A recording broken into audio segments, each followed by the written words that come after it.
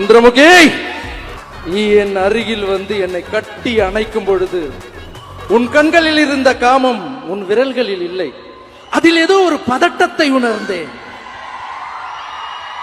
சந்திரமுகி, என்ன தைரியம் இருந்தால் உனக்கு என் அரண்மனைக்குள் என் கோட்டைக்குள் உன் காதலனை கொண்டு வந்து ஒளித்து வைத்து விட்டு என்னிடம் சரசமாடுவதில் போல் நீ கோசமே நாடகமாடுகிறாய். ஊத்துகிறாய் என்ன? லக லக லக லக லக லக.